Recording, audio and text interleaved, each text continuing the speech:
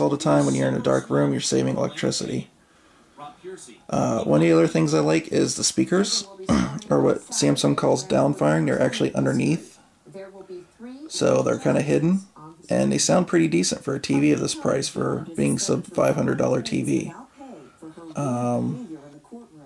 I have no complaints. They're not the greatest thing. If you're an audiophile, you're obviously going to want a surround sound system, but for this TV, and especially compared to the last flat screen I had, they're way, way better. They have plenty of options, which I'll show you here.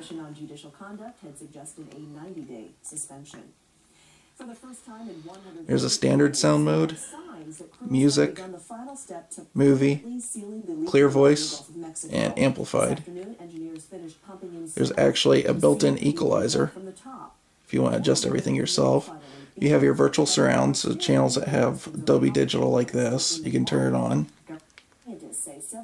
And the surround sound background will come through the stereo as well, but you lose a lot of your bass. Dialogue clarity is kind of obvious. Auto volume is really cool. There's a normal and a night one, so if you're watching at night, you can just set your volume and not have to worry about it. Daytime's a little bit louder, or normal, I would say.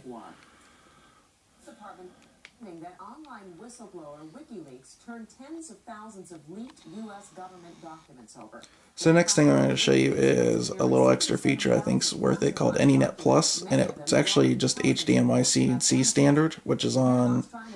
You can mix and match certain electronics and it'll work, but you want to do your research before you do it. So here we're going to hit source on the remote control, and as you can see, there's my source list, and on the bottom it says HDMI-C PlayStation 3. I hit that, and it brings my PlayStation 3 on. Powers it right up, and after a few seconds, it brings you to HDMI 1 setting.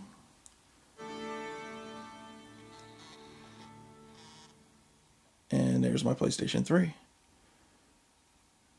And so here's a really cool part. See my remote here, and I got my little directional pad. I can actually control the PlayStation 3 through the TV.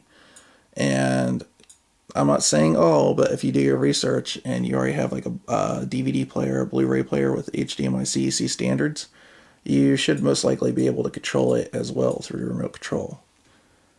One other thing I want to bring up, although this is a 720p panel, there's a few other things that are listed on Samsung and otherwise. You can see it's 1920 by 1080p at 60 Hz. It's inputting that, but this is actually still just a 720 panel, so it's scaling it down from that. I have noticed that it does, whether you have it set to 720p or 1080, it doesn't matter. The PlayStation prefers to be set at 1080, so I just leave it at that. As far as lag and whatnot in video games, I don't really notice any, at least not through HDMI. Now, when I play an Xbox 360 on here through the older cables, if you have it hooked up through an HDMI cable, but if you have the older system and it only has the old component cable, you're going to want to use what they call game mode. And the thing I hate about game mode is the fact that when you turn it on, not only does it switch all your video settings and stuff, but it also makes it so the only audio option you have is the movie preset, and the movie preset's not my favorite on here. It is supposed to speed up the time though, because all the scaler chips and stuff that make the image look a little bit better are turned off, and it's just a straight raw image coming from the system. Alright, so I wanted to add a few more things. Like I said, I've read a few things where it said that the DTS output is only stereo. That's untrue. For normal TV, the DTS output will do 5.1. However, if you're doing any equipment through HDMI directly to the TV, it will only do stereo output. I guess they assume that your audio equipment is already going to have an HDMI input on it. The other thing is Samsung's website actually lists this on the front page as a 120 Hz TV. It's not. It's 60 only. It works fine. It's got a 6 millisecond response time, which is plenty for video games. For you sports nuts out there, it's plenty for you too. The ball's not going to streak or anything like that. And like I said, it will accept any HD signal, including 1080p, but it's still primarily 720p. So that's what you're stuck with.